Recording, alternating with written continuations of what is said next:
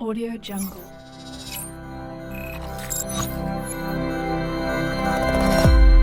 Audio Jungle. بسم الله الرحمن الرحيم. السلام عليكم ورحمة الله وبركاته. بعد السلام waxaad ku soo dhawaataan channelkeena Somali Share Education Network. fadlan haddaad tahay qof nagu cusub waxaan kaa codsanaynaa inaad channelka subscribe noo saartid, sidoo kale gambalelka aad furutid si ay kuu soo gaaraan muuqaaladeena. waana ku mahadsan tahay subscribe-ka aad noo saaraysid channelka. adi wax saas kulama ah laakiin agteena wax weyn ayay ka tahay. haddii aan mawduucana guda galno, muuqaalkan waxaan kula wadaagayaa applicationka ugu fiican oo aan ku edit garaysto muuqaalada inta aanan soo saarin ka hor YouTube-kayga. طبعا muuqaalkan aan aad u isticmaalaa. magaciisana waxaa la yiraahdaa Wondershare Film Oro.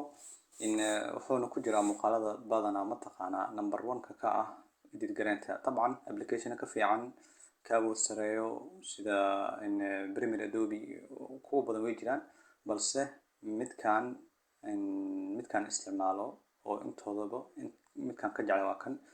sababta ma jeclaan waxay tahay waa mid aad iyo aad easy u ah, ka fudud kuwa kale. المهم طبعا markii aad rabtid inaad muuqaal edit garaysid waxaa lagaaga baahan yahay muuqaalka inuu ku diyaarsan yahay. ugu horreyn muuqaalkaas wuxuu noqon karaa midka ugu fudud oo ah shaashada markii aad computerka duubtid. muuqaalkaas waxaa la yiraahdaa waa muuqaal aad iyo aad u fudud, edit garayn saas uma baahna. iyo muuqaal waxaa jira camera aad kusoo duubtay oo codkan saaran yahay, kaasna xoogaa qayb hadduu yahay waxaa dhici karta sawir inuu ka adag yahay. sidoo kale waxaa ka adag cod keliya adigoo haysto oo lagu dhaho muuqaal ka soo sameey. kaasna waxay noqonaysaa in muuqaalkii aad saar lahayd aad raadisid effective-yadii iyo waxa soo idin. muuqaalkan waxaa jiro cod oo gooni u socdo iyo ishek muuqaalkan gooni u socdo, labadana codka iyo inaa isla heysiisid. marka maanta muuqaalkan aan ila wadaagayo waa midkii ugu fududaa oo ah markii aad shaashadaada soo duubtid applicationka aad soo dhex marinaysid. marka applicationka wuuna soo kacay. طبعا muuqaalka aan u baahanahay wuxuu ii yaalaa desktop-ka. marka waxaan leeyahay importiga waxaan ka dooranaa import media. markaan dhaho waxaan imaanayaa halkaan, kadibna waxaan dooranayaa muuqaalkayga. طبعا waa midkaan.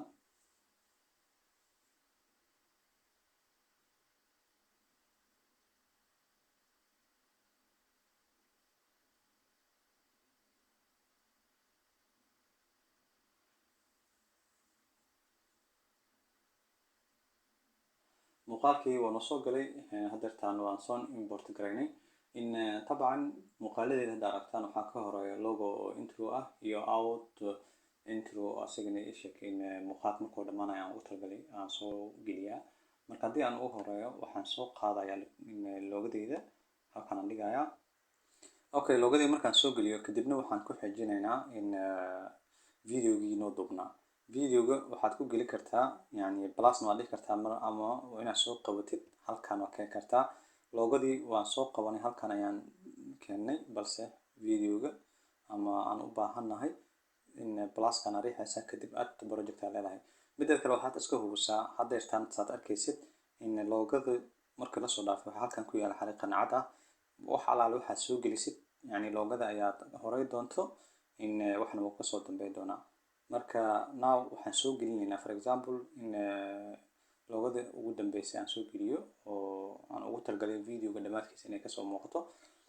halkaan click ayaan leeyahay bas.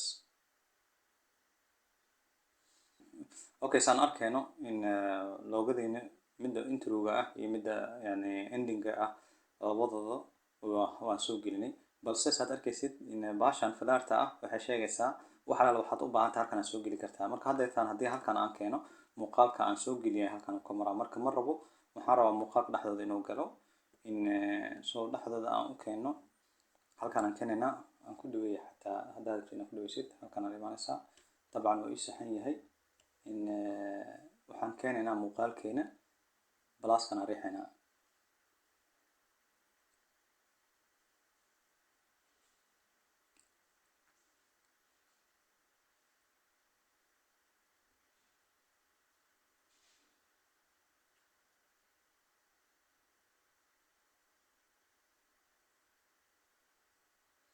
خلاص markaan dhahnay muuqaalkayga dhammaystiran waa soo galay طبعا muuqaalkan mar alla markaa sidaan usoo gelisid oo ku diyaarsan yahay balse waxaa lagaaga baahan yahay haddii aad u baahan tahay in muuqaalo waxaa dhici karta markaad duubaysid qaladaad yar oo kaa dhacay oo ah yani kelmada qaar inaad kusoo celcelisay waxaad samaynaysaa muuqaalka si fasiix aad u dhegeysanaysaa meel alaal meesha aad isdhahdid cilad ayaad ku aragtay waad jaraysaa waana ka saaraysaa hadeertaan aniga muuqaalkayga waa wax nadiif yani wax cilada ma qabo balse waxaa idin tusaa lacalla haddii oo muuqaalkaaga qayb ka mid ah inaad ka jirtid aad rabtid qaabkaad ugu jar lahayd ugu horeyn loogadii aan imaano loogada halkan aan ka keeno kadib waxaan leenahay play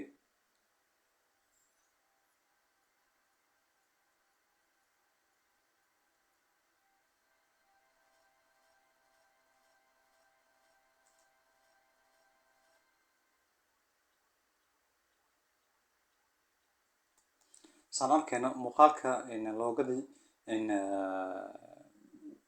waan shidnay balse loogada halkan ay ku dhamaatay waxaa la socda waqti dheer oo maalayaani ah aanan u baahnayn marka yani loogadii aan imaanaynaa ama introga imaanaynaa kadibna meeshaan maqaska ku dhufan ayaa click leedahay hadeertaan yani loogada taa gooni noqotay qaybta aan jirnay gooni oo noqday marka muuqaalka maadaama uu weyn yahay yani qayb yar aad ka saari rabtid waxaad imaanaysaa cilada meesha ku jirta ama qaybta yar aad rabtid inaad muuqaalka ka saartid kadibna waad imaanaysaa sidoo kale waxaad leedahay maqaskaa riixaysaa balse aan hadeertaan qaybtaan oo dhan ma rabo marka waxaan leeyahay delete aan leeyahay halkan ka saar mideeda kale computerka xogeer waa waxaad u moodaa inuu isjaam gareeyay update waxbuu hadda isku dirayay so sidaas awgeed culays ayuu igu yahay mideeda kale applicationkan waa application asigana aad iyo aad u baaxad weyn marka saas awgeed ma keenaysaa sidoo kale muuqaalna waan duuweynaa maadaama muuqaalna aan duuweyno sidoo kale culays ayuu noqonaa طبعا applicationkan filmora waa application aad iyo aad u weyn sharaxaad dheeraad ay u baahan yahay barashadiisa balse hadeertaan aniga waxaan kula wadaaga keliya qaabka aan muuqaaladeeda aan u dadgarayo marmarka qaar waxaan sameyn jiray waa hore looga inaan soo gashto marka loogadaas aan usoo gelino inkastoo hadda aanan u baahnayn balse keliya waxaan idinla wadaagaa qaabka loogada loo soo gashto halkan ayaan imaanaynaa waxaan leenahay import media markaan dhahno kadibna waxaan tagaynaa meesha loogada ii taalay my channel aan imaado kadib waxaan halkan ka raadinayaa logo kadibna images aan galo loogadii halkan ay taalaa loogadana doorkeed leeyahay loogada markaan halkan keentid saan u sheegnay waa soo qabanaysaa loogada waa soo jiidaysaa meesha rabtid aad keenaysaa so loogada waxaa lagaa baahan yahay videoga hoostiisa yani muuqaaladaada hoostooda inay imaadaan okay loogadii waa soo gelinay marka waxaa lagaaga baahan yahay loogadaada mataqaanaa maadaama aad soo gelisay inaad edit garaysid waxa aad ka bedeshid yani meesha aad dhigi lahayd iyo xajamka aad u yeeli lahayd marka halkaan aad ka qabanaysaa saad u yeelaysid ama kor kasoo qabo waa isku mid sidaan aan u yarayno haddii aad rabtid muuqaalkaaga dhexdiisa inay taal halkaan aad dhigaysaa laakiin badanaa yani dadka waxay dhigaan qaybta koro iyo qaybta hoose marka dhan alaal dhankaa jeceshaha iska dhigo mostly yani intaa ayaan dhigi jiray hadda saa arkaysid loogadii aad ay uga yar tahay muuqaalkayga oo dhan ma ku fadhiso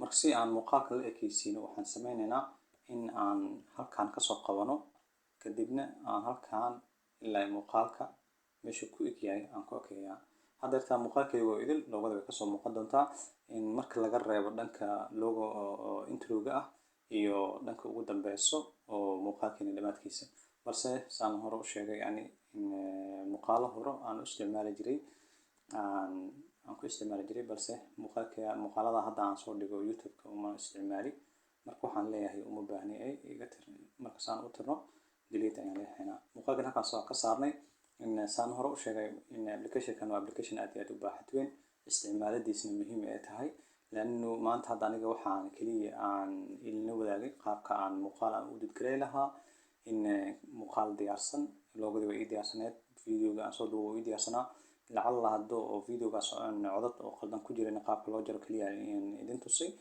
balse halka dadkan saa arkaysid meeshaan importiga intaanoo import ayaa jirto sidoo kale meeshaan median taagannahay sidoo kale musica jirto textigan transferkan filterska over waxaanoo idil waxyaabay qoseeyaan yani barashadiisna inaad wax ka baratid waa muhiim ma rabno inuu muuqaalkayga dheeraado muuqaalkeena halkaan ku ekeynayaa keliya waxaan sameynaynaa in aan muuqaalkeena explore aan dhahno explore marka waxay la mid tahay in muuqaalka markaad dhamaysid oo diyaarisid waxba kuu harin in outputkii yani natiijadiisa inaan aragno.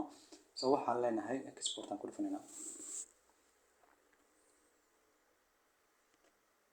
export markaan dhahno ani waxaan isticmaalaa in formatka in mp4ka in sidoo kale dhankan settingkana badanaa waxaan ka bedelay hal meeshaan marka aad soo dejisid automatically wuxuu ku yahay beta, marka waxaan ka dhigay best markaa ka dhigtid iyo beta farqi yar u dhexeeya wuxuu yahay halkan kaliya isbedelaya frame yani bitrate la yiraahdaa bitkan kaliya isbedelaya. hadda fiirisid beta markuu yahay wuxuu halkan ku qoran 5000 laakiin markii aan best aan ka dhigay waxay noqotay 7000 wax saas uma dhaxeeyo balse ani sidaan ayaan ka doorbiday inaan ka dhigto hadii jeer kadibna okay ayaa leedahay. mideeda kale waxaad ogaataa mar haddii aad hal mar aad yani option-kan aad dooratay weligiisa option-kan ayuu ku ahaanaa ilaa adiga aad iska bedeshid mooye. marka qasab ma aha mar walba aad muuqaal sameynaysid inaad halkan timaadid oo isheeg in bestigan aad dooratid.